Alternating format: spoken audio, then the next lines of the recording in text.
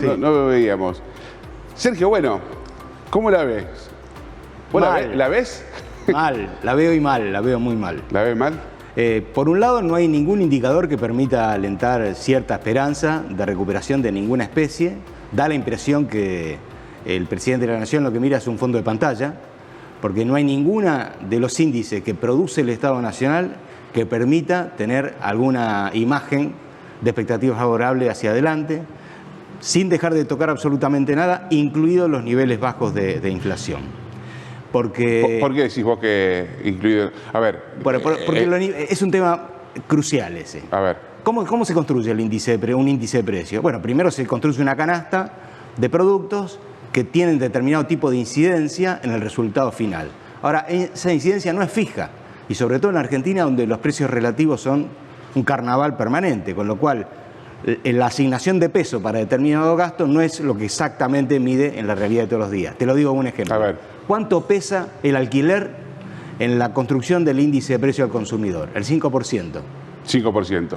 Nadie destina 5% de su sueldo al alquiler.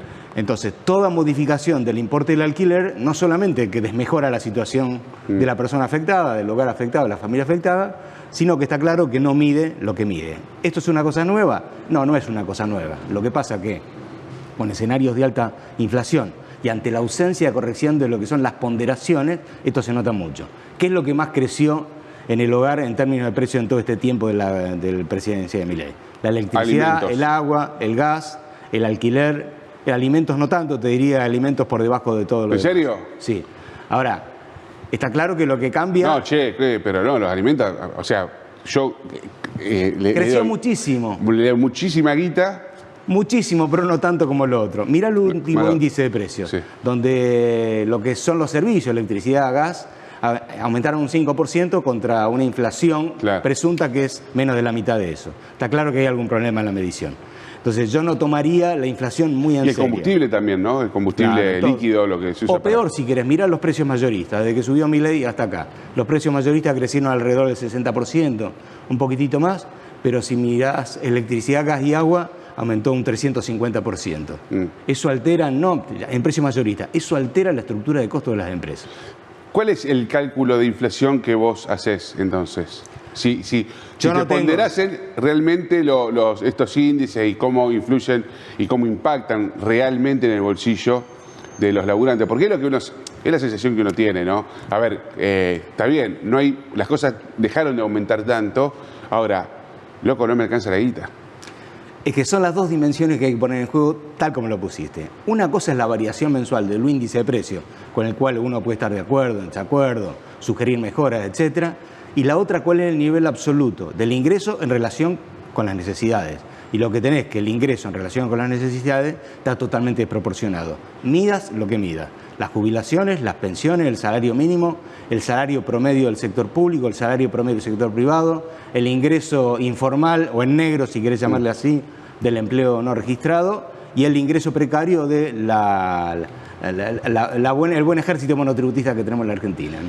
Ahora, el presidente de pymes, de las pymes industriales, lo veíamos en la editorial, dice que están en peligro en el 2025 25.000 establecimientos industriales y unos 300.000 empleos. Ahora, eso sí, no hay alguna forma de paraguas y de protección a la industria nacional. Ahora, ¿qué dice el común de los ciudadanos? Dice, está bien, pero vamos a proteger a la industria que después, la pilcha, por ejemplo, me sale más caro acá que en Estados Unidos. O los argentinos pagamos los alimentos, siendo una fábrica de alimentos para el mundo, más caro que cualquier otra parte del mundo. ¿Por qué entonces tenemos que aguantar eso? Bueno, parecería un argumento al que uno puede darle votos, ¿no? Ahora, lo que ocurre es que... Vos estás diciendo que me estás candidateando a algún puesto. De ninguna manera. Bueno, pues falta, los periodistas estamos ahí, ranqueamos. Yo digo, esas cosas son estructurales y hay que mirarlas a largo plazo. Sí. Y además la propia realidad te dice exactamente lo contrario. ¿Por qué? Bueno, estamos en la provincia de Santa Fe, 3 nombres propios. Algodonera Avellaneda, ¿te gusta? Sí. Acindar, ¿te gusta? Sí. Dow, ¿te gusta? Son 3 casos que indican que no solamente todo va para atrás, sino que hay una profunda crisis en materia de la estructura de costos, en la cual los salarios no tienen absolutamente nada que ver. Los salarios no tienen absolutamente nada que ver, porque si vos mirás el balance de las empresas, la cosa que dicen las empresas, lo que tenés es una tendencia decreciente del peso del salario en los costos de producción, con lo cual el problema está en otro lado. ¿Cuál es el otro lado? ¿Impuestos? El carnaval, el carnaval en los precios relativos, donde la desregulación que encaró el gobierno pero es importante nacional, esto, pará, porque una es el salario, ¿no es cierto? Decís vos. Sí. Y positivamente, porque ¿qué te dice cualquiera que lee dice los que diarios? No, los impuestos son carísimos. Impuestos, Acá los impuestos, el otro elemento. A ver, ¿cuáles son los impuestos que pagan las empresas? El impuesto a la ganancia es el más importante, porque el IVA no lo pagan las empresas, lo pagan los consumidores, sean individuos Sí. de hogar. Agente de retenciones. La empresa es agente de retención. ¿Cuánto pesa el impuesto a las ganancias en la recaudación del Estado Nacional? Una miseria. Y siempre fue así, y estructural. Y vamos a la provincia de Santa Fe, ¿querés? Sí. Si vos miras una serie de largo plazo, te voy a decir, 1991 a 2024. ¿Cuál es el peso de la recaudación que el impuesto inmobiliario tiene sobre la recaudación de los gravámenes de origen provincial? Poquísimo. Bueno, ¿cuánto ahora? 4%. O sea, de cada 100 pesos que recauda la provincia, 4 pesos vienen del inmobiliario. El proyecto de presupuesto 2025 viene de la mano de un conjunto de reducciones al impuesto inmobiliario con la pretensión de que eso favorecería la producción, etc. Sí. En realidad lo que estás haciendo desde hace mucho tiempo, porque no es una cuestión solamente del gobierno de Puyaro, sino que esto viene de largo, viene en descenso. En los últimos 10 años, 8 años, el promedio era el 10%, no el 4%, pero ahora es el 4%. O sea, la nada misma. Se ha intentado, desde hace muchos años, se ha intentado reducir, en todo caso, no solamente impuestos nacionales e impuestos provinciales, sino afectar algo que para mí es relevante y que además está en discusión por parte del gobierno de Milei, que es el tema del impuesto a los bienes personales. Cuando vos no tenés cotización de un bien personal que es un terreno o una casa, ¿qué se toma? La evaluación del impuesto inmobiliario. Bueno, ¿cuál es la resultante? La resultante es que quienes tienen más propiedades, quienes están incluidos en el impuesto sobre los bienes personales, pagan menos. Pagan menos. Como consecuencia de este regalo permanente, te diría, en el caso porque no solamente es santafesino. Claro. Este es el caso de las 24 jurisdicciones subnacionales. Bueno, entonces queda los precios relativos. ¿Qué son los precios relativos? Bueno, ¿cómo se comporta cada precio en relación a los demás? Esto que te decía hace un rato. El nivel general de los precios mayoristas creció algo más del 60% en lo que va del gobierno de Milei. Ahora, si la energía eléctrica aumentó un 332% el mismo periodo, las empresas que requieren de energía eléctrica para producir está claro que han recibido una piña muy fuerte en su estructura de costos. Las empresas que son alta consumidoras de energía eléctrica. ¿Qué haces con esto? Y nada, porque el gobierno nacional desreguló. Por lo tanto, el precio es el que fijan las distribuidoras, las productoras, las canalizadoras, todas las empresas que están en el sector. No es solamente esto. Mirá otra serie, con nivel general, entre puntas. ¿Cuánto creció cereales y oleaginosa entre la asunción de Milei y septiembre? 6,2%. Sí. Te estoy hablando entre puntas. En el medio hubo alzas importantes de precios. ¿Eso ahora, para el consumidor? Estamos hablando de precios mayoristas, estamos hablando de los productores agropecuarios. Productor. Entonces tenés un lío ahí. Ahora, si hay un retiro del Estado y hay una especie de tablita emulando a Martínez de Oz con la devaluación que tenemos, está claro que nos vamos a estrellar de derecho, ¿no? ¿Qué posibilidades hay de mantener este dólar quieto y qué posibilidades hay de que próximamente se abra el cepo, que son las dos promesas del gobierno, que no hace falta devaluación y que está a las puertas de la posibilidad de abrir el cepo? Yo no creo que en las condiciones en que el gobierno nacional se lo haya planteado sea posible liberar el mercado cambiario totalmente, que sería esto de la liberación de la restricción y el acceso sin límites al mercado cambiario. ¿Vos crees que puede haber una corrida si lo hace? Yo te diría que la corrida no existe porque no hay ni siquiera con qué afrontarla. Nos vamos al vacío, digamos, nuevamente. Vamos a estar ante una crisis y efectivamente se hace eso. ¿Cómo? Ya lo vimos en el pasado, lo vimos con Macri, lo vimos varias veces.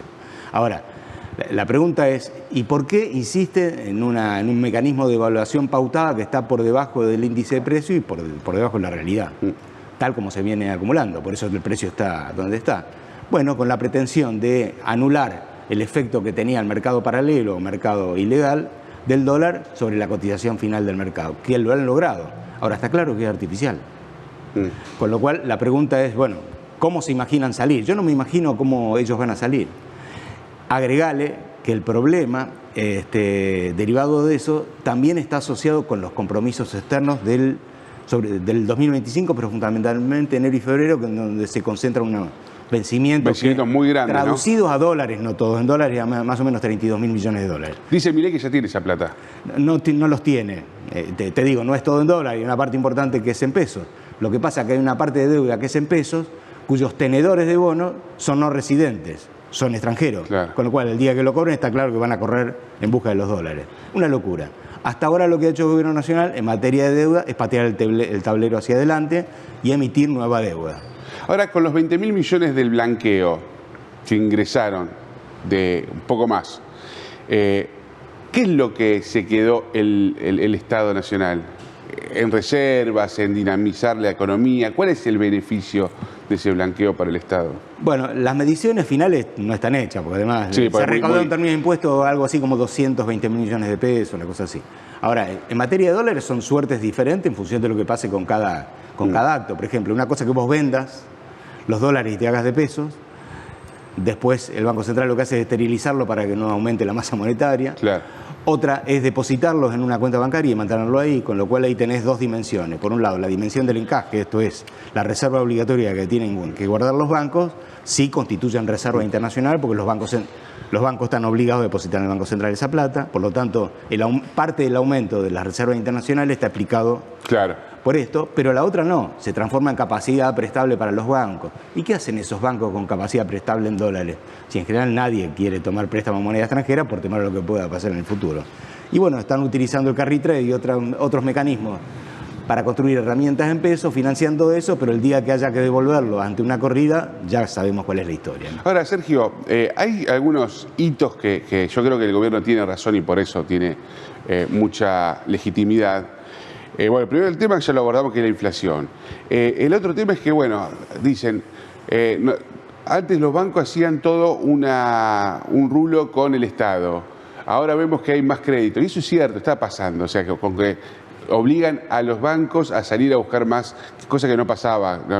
Ahora hay un esbozo de algún crédito hipotecario, empieza a haber ofertas de bancos a créditos personales, ampliación de tarjetas, etcétera. Hay una competencia y eso me parece que es positivo, ¿no lo ves así? Bueno, en materia de préstamos al consumo, te digo, la que lidera la expansión es el tema de tarjeta de crédito y tiene que ver con la caída de la capacidad de compra de los hogares. Las estadísticas oficiales que hablan del comportamiento de la deuda de hogares en este periodo, lo que indica es un crecimiento brutal. Esto es, sostengo los niveles de consumo, pero me endeudo con la tarjeta de crédito, hasta el momento que no lo puedo pagar. Claro. Porque las tasas de las tarjetas ya sabemos que son pagadas. La última, no veo de la oposición, no veo a nadie que plantee estos temas. Guillermo Moreno. Guillermo Moreno, ¿te guste o no? No me compares, por favor. No, está bien, te lo digo. Vos sos macanoso. Sí, por supuesto. Bueno, él es peronista, vos no sos peronista. No. Pero bueno, vos sos más línea Kicillof, sería otro tema para discutir. Otro tema para discutir. Bueno, para discutir. Pero no hay otra, no hay quien lo discuta esto. ¿Qué pasa en la política? ¿No saben del tema? Bueno, para mí es otro capítulo, pero te lo voy a decir en dos palabras. Un minuto, sí. Te lo voy a decir en dos palabras. ¿Por qué triunfó Milei? Porque ofreció un futuro mentiroso, improbable, impracticable, etc. La oposición no ofreció ningún futuro, sino en el mejor de los casos volver a los mejores momentos del pasado. Me parece que sobre esa clave hay que trabajar. Claro. Muchas gracias. Gracias a vos. Seguimos en 52 minutos.